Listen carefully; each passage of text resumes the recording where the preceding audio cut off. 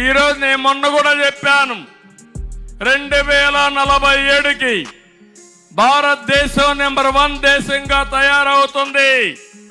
ప్రపంచంలో ఉండే భారతీయులు నెంబర్ 1గా తయారవుతారు. అది సాధ్యం నరేంద్ర మోడీ గారి నాయకత్వంలో అని చెప్పి నేను మీకు తెలియజేస్తున్నా. అందుకే ఈరోజు బీజేపీ కేంద్రంలో ఉంది. ఎవ్వరికి అనుమానం అవసరం లేదు, మళ్ళీ వచ్చేది ఎన్డీఏ గవర్నమెంటే కేంద్రంలో. 400 సీట్లు అక్కడ వస్తాయి. మన ఆలోచన 160+ ఇక్కడ రావాలి. 24 పార్లమెంట్లు గెలవాలి. అప్పుడే మన అభివృద్ధి జరుగుతుంది తమ్ముళ్ళు. నష్టపోయిన రాష్ట్రం 13 లక్షల కోట్ల రూపాయల అప్పు తెచ్చాడు. మన నెత్తిన అప్పుల కుంపటి ఉంది. నేను ఒకటి అడుగుతున్నా మిమ్మల్ని, మీ ఇంటి పైన ట్యాంక్ ఉంటుంది. ట్యాంకులో నీళ్లుంటే కొళాయిలో నీళ్లు వస్తాయి, అంతేనా? ట్యాంకులో నీళ్లు లేకపోతే కొళాయిలో నీళ్లు రావు, అంతే కదా? అదే పరిస్థితి మన రాష్ట్ర పరిస్థితి. నిన్నే ఖజానా ఖాళీ అయిపోయింది.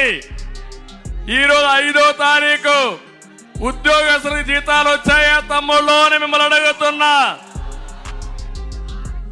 ఉద్యోగాలు చేసినటువంటి పింఛన్ ఇచ్చే వాళ్ళకి పింఛన్లు వచ్చాయా అని మిమ్మల్ని అడుగుతున్నా.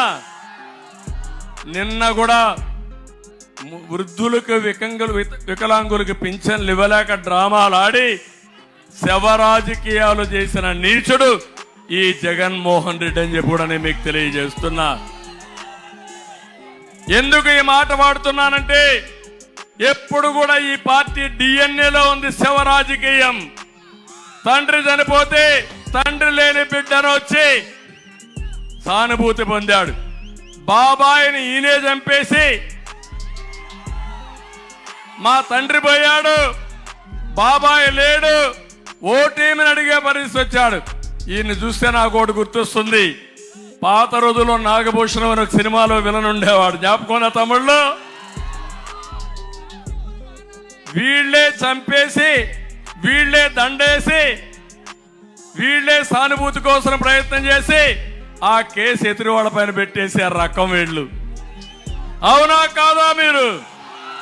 నేను అందుకే నిన్న మొన్న చెప్పాను, వైఎస్ఆర్ కాంగ్రెస్ పార్టీ ఫ్యాన్ ఇది అరిగిపోయింది, తిరిగే పరిస్థితులు లేదు.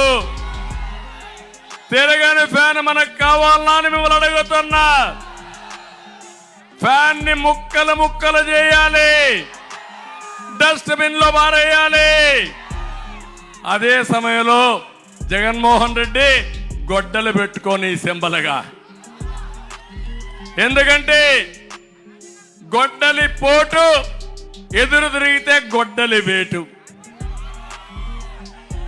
అదే కదా ఈ రాష్ట్రంలో. ఎవరైనా ఇబ్బందుల్లో లేని వాడు ఎవరైనా ఉన్నారా అని మిమ్మల్ని అడుగుతున్నా. నాలాంటి వాడి జోలికి 40 ఏళ్ళు ఎవడు రాలా.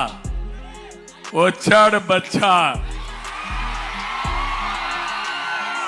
చూపిస్తా, వదిలిపెట్టను. ఏంటో ఆయన ప్లేస్ చరిత్రలో చూపించే బాధ్యత నాది.